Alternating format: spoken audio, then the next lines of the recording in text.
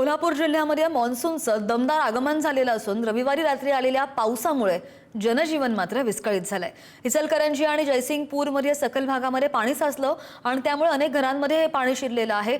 चंदगड तालुक्यामध्ये सर्वाधिक 74.3 मिलीमीटर पावसाची नोंद झाली आहे आणि मग इतर तालुक्यांमध्ये सुद्धा मान्सूनने हजेरी लावलेली आहे। हवामान विभागाने कोल्हापूर जिल्ह्याला उद्या पावसाचा येलो अलर्टही जारी केलाय। पावसाचा जोर कायम असल्याने सखल भागांमधील नागरिकांची मात्र मोठी धावपळ उडाली आहे। प्रशासनाने आजही सतर्कतेचा इशारा दिलाय। बातमी आहे कोल्हापूरमधून।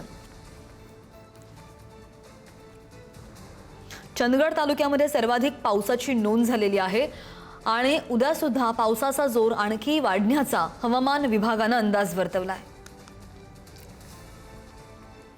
तर गडहिंग्लज तालुक्यामध्ये सुद्धा मुसळधार पावसामुळे हलकर्णी बसरगे ओढ्यावरील पर्यायी रस्ता वाहून गेला आणि त्यामुळे दोन्ही गावांचा संपर्क मात्र तुटलेला आहे। ओढ्यावरील नवीन पुलाचं काम 4 महिन्यांपासून रखडलेलं आहे आणि त्यामुळे नागरिकांना मोठा मनस्ताप सहन करावा लागतोय।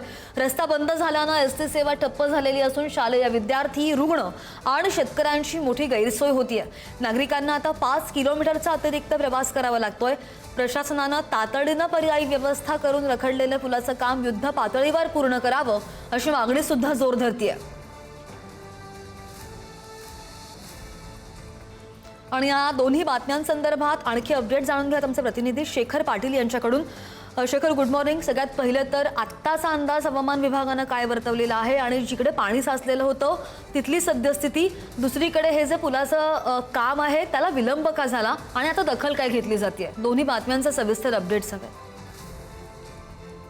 Good morning. खरं तर गुड मॉर्निंगच म्हणावं लागेल, कारण मान्सूनची दमदार एंट्री कोल्हापुरात झालेली आहे आणि अर्थातच आपण बघतोय कोल्हापुरात अनेक ठिकाणी जोरदार पाऊस झालेला आहे। काही ठिकाणी दुर्दैवानं अनेक कामं जी आहेत ती रखडल्यामुळे घरामध्ये देखील पाणी शिरल्याच्या घटना घडलेल्या आहेत, ज्यामध्ये इचलकरंजी आणि जयसिंगपूर या ठिकाणी जोरदार पाऊस झाला होता आणि गटरामधलं पाणी जे आहे ते तुंबून अनेकांच्या घरामध्ये गेल्याच्या घटना घडलेल्या आहेत। त्याला अनेक कारणं देखील आहेत।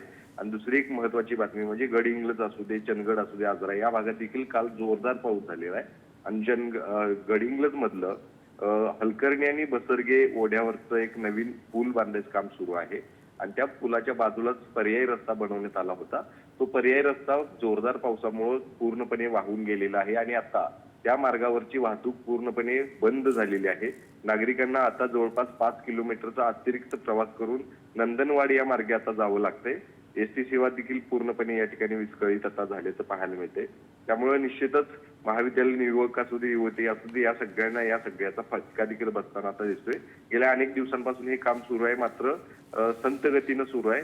लवकरात लवकर पावसाळा आता सुरू झालेलाच आहे आणि तोपर्यंत अशा पद्धतीनं जर अतिरिक्त प्रवास करावा लागत असेल तर ते दुर्दैवी असं म्हणत अनेकांनी आता या संदर्भात आवाज उठवायला सुरुवात केलेली आहे आणि हे काम आता युद्ध पातळीवरती करून पुन्हा एकदा मार्ग जो आहे तो लोकांसाठी उपलब्ध करून द्यावा अशी देखील मागणी केली आहे। मात्र जसं मी सांगितलं की कोल्हापूर जिल्ह्यामध्ये मान्सून अनेक भागामध्ये दाखल झालेला आहे आणि मान्सूनची जोरदार एंट्री पहिल्याच दिवशी त्या ठिकाणी हवामान अंदाज जसा व्यक्त केला होता तशा पद्धतीनं पाऊस झालेला आहे।